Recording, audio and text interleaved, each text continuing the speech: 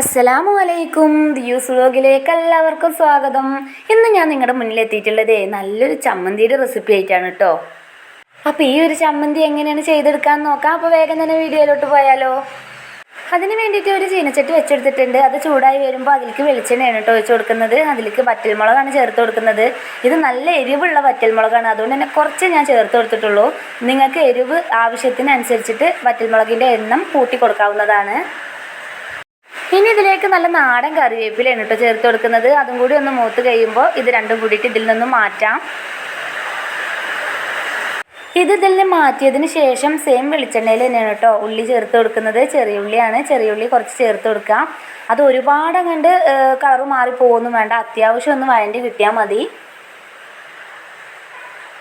ഇപ്പോൾ ഇതാ ഉള്ളിയുടെ കളറൊക്കെ ഒന്ന് ചേഞ്ചായി വന്നിട്ട് അത്യാവശ്യം ഒന്ന് വഴണ്ടി കിട്ടിയിട്ടുണ്ട്. ഈ സമയം ഇതിലേക്ക് കായപ്പൊടിയാണ് കേട്ടോ ചേർത്ത് കൊടുക്കുന്നത്.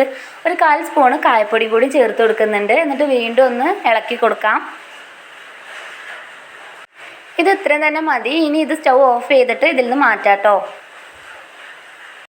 ഇനി ഇതിൻ്റെ ചൂടൊക്കെ ഒന്ന് ആറിയതിന് ശേഷം മിക്സിയുടെ ജാറിലിട്ടിട്ട് ഒന്ന് അരച്ചെടുക്കാം. ഒരുപാട് ഫൈനായിട്ടാണ്ട് അരിഞ്ഞു പോകരുത് കേട്ടോ. അതിൽ കാണിക്കുന്നത് പോലെ ഈ ഒരു പരുവത്തിലാണ് ആയി കിട്ടാൻ പാടുള്ളൂ.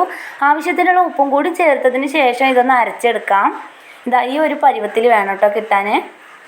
ഇനി ഒരു ചെറിയ നെല്ലിക്ക വലിപ്പത്തിൽ കുറച്ച് പുളി വെള്ളത്തിലിട്ടിട്ടുണ്ട്. അത് നന്നായിട്ടൊന്ന് ഞരടി പിഴിഞ്ഞിട്ട് ഇതിൽ ഒഴിച്ചു കൊടുക്കാം. പുളിവെള്ളം ചേർത്തതിന് ശേഷം നേരത്തെ മുളകും ഉള്ളിയൊക്കെ ഫ്രൈ ചെയ്യാൻ ഉപയോഗിച്ചിട്ടുള്ള ആ വെളിച്ചെണ്ണ ഇതിൽ ചേർത്ത് കൊടുക്കാം. വെളിച്ചെണ്ണ ചേർത്തതിന് ശേഷം ഒരു സ്പൂണ് വെച്ചിട്ട് എല്ലാം കൂടി നന്നായിട്ടൊന്ന് മിക്സ് ചെയ്ത് കൊടുക്കുക. അതിൻ്റെ ആ പുളിയും എരിവും എല്ലാം കൂടി നന്നായിട്ടൊന്ന് മിക്സായി കിട്ടാൻ വേണ്ടിയിട്ട് ഒരു സ്പൂണ് വെച്ച് നന്നായിട്ടൊന്ന് മിക്സ് ചെയ്ത് കൊടുക്കാം. അപ്പോൾ അതാ നമ്മുടെ ടേസ്റ്റി ആയിട്ടുള്ള ചമ്മന്തി ഇവിടെ റെഡി ആയിട്ടുണ്ട്. ഇത് ചോറിൻ്റെ കൂടെയും ദോശയുടെ കൂടെ ഒക്കെ അടിപൊളി ടേസ്റ്റാണ് കേട്ടോ. അപ്പോൾ എല്ലാവരും ട്രൈ ചെയ്ത് നോക്കുക. അപ്പോൾ ഇന്നത്തെ വീഡിയോ എല്ലാവർക്കും ഇഷ്ടമായി എന്ന് കരുതുന്നു. നാളെ മറ്റൊരു വീഡിയോയുമായി നമുക്ക് വീണ്ടും കാണാം. അതുവരെ ബൈ ബൈ.